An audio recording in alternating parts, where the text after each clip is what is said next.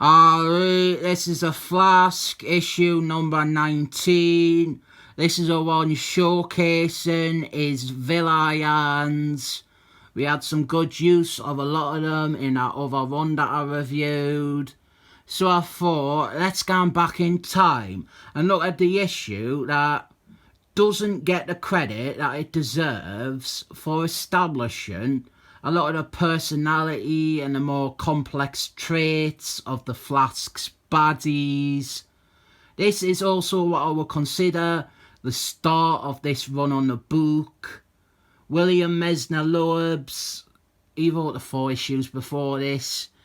He came on board with issue 15. But those ones were all resolving the plot lines from the previous writer.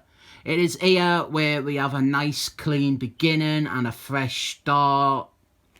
The Flask, this is Willie West. Not long after Willie West had replaced Barney Allen as the Flask. Willie West, he is watching some telly with his mate, Fat Albert. Hey, what is going on? That is what he says, that is his catchphrase. He's not really a character who was held up that well. He was introduced and his main thing was that he was very fat and he was very heavy, and we're meant to be body positive now. And being body positive means we should look back on this character and find him revolting and unpleasant for not having a positive body. I will say, good on Willie West for having a plus-sized black friend, but I would be astonished to learn if he has appeared in a comic in the last decade. It's a very slow start, but Willie West, he has been invited at a birthday party of one of the Flask's enemies. Frigiman, it's his party. The Flask, he also has a girlfriend who is a supermodel. You'd think that that would be the one that he'd want to spend time watching telly with and not the obese black fella. Flask's relationship with this woman is bizarre. I didn't know she's like a new character and this is her first appearance. But either way, it seems like they have a really disingenuous relationship. She is blatantly using them and only ganning out with them because she gets off on the idea of ganning out with the Flask. And he is clearly only physically attracted to her. Maybe that is the intention, but it doesn't really feel that way. So out here we have got all the baddies and they are at Frigiman's party. We have got, that is Frigiman in the centre, that is Weatherman, Gentleman's Casper, Gay Pride, and our here is Golden Shower, Frigiman's sister. Didn't ask what the fuck order I'm gunning in here. Then there is Boomerang, Tricker, Dr. Alcoholic, and Heathwave. They are all celebrating, and they discuss how Mirrorman can it be there because he is dead now. But there is a new Mirrorman and they didn't like him for stealing the name. And I think I noticed a nice subtle subplot that you would only pick up on if you were reading the other book. They're all talking about how there is this new Mirrorman. Pretty ordinary stuff, really. You might think it even refers to the new Mirrorman who will be introduced very soon in Animals Man number 8. But no, I think this is referring to Boomerang. In Suicide Squads, there was a whole subplot with Boomerang pretending to be Mirrorman when he guns out and he commits all his crimes. I don't know if it is 100% the case or that is what is being referenced here. But later on in this issue, there's a bit with Boomerang, he's drunk and he's about to say something and then he runs off to be sick. We never get to see what he was gonna say. But I'm pretty satisfied with that really sly continuity nod. If that is the case anyway, I don't know if them Suicide Squads had even came out yet. So then Willie West and his supermodel girlfriend, they show up for the party and we find out that Tricker sent him an invitation as a joke, but then he came. Actually, it's just like in The Flask 13. The baddies, they accept that Willie West isn't the Flask who has been out to stop them for years. So they decide to let him stay and join in the party. I really like this. It adds a unique element to Willie West's relationship with the various enemies. Something that we obviously never had with Barney Allen. We will come back to this story, but now we have a special free giveaway insert comic about some supporting characters from the Flask run before this. DC, they did this for a while. They had special inserts like this. I remember there was a Lightmaster one that was absolutely awful. This isn't much better. I didn't really want to criticise it too much because it is free, and the purpose of these inserts was to try out new creators, like up and coming talent or new names.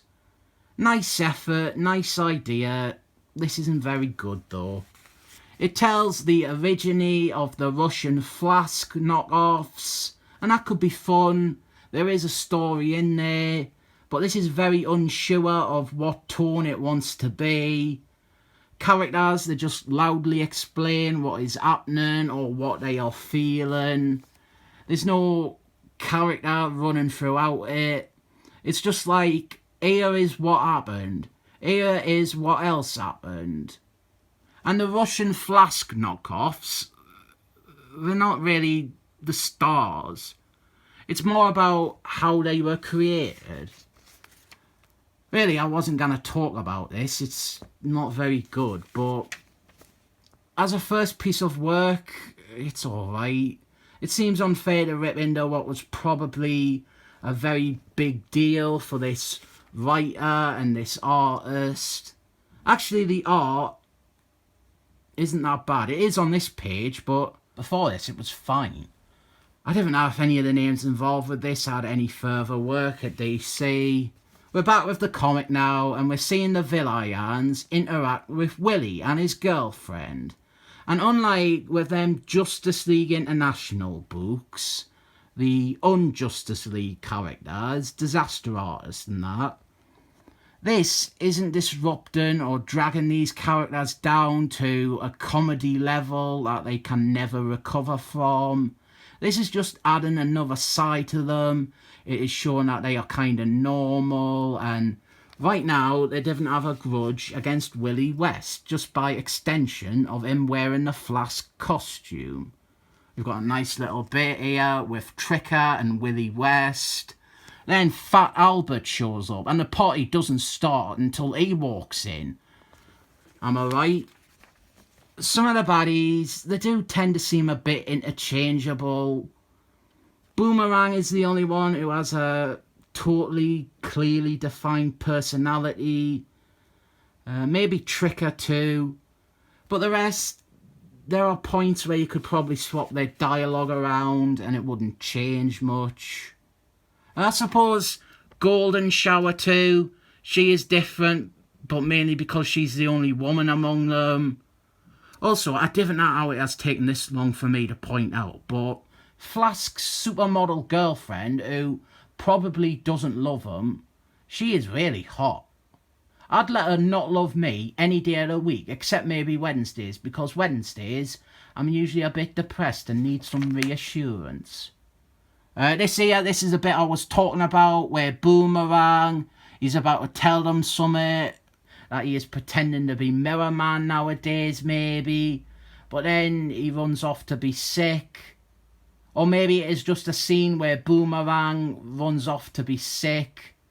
They all end up getting drunk and fighting amongst themselves and having food fights and making a mess and all that stuff. And what a crazy night that was. Willie West, he has never been to a party quite like that. You might be surprised to hear that I really enjoy this one. It is a nice, light-hearted interlude featuring the Flask and his various enemies, and it doesn't take itself seriously, but it also doesn't treat the characters like ridiculously pathetic jokes. I recommend this. I think it is a nice issue to properly kick off William Messner Loeb's run.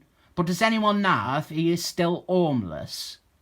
If he has found a home now, or if he is financially solvent, I'm going to have to come up with a wacky comedy name for him, rather than just calling him by his real name, so that when I talk about him, you can all go and find his GoFundMe with ease. My general assertion is that William Messner Loebs, he wrote The Flask better than Martin Quaid ever did, so I rate this one 7 thumbs up.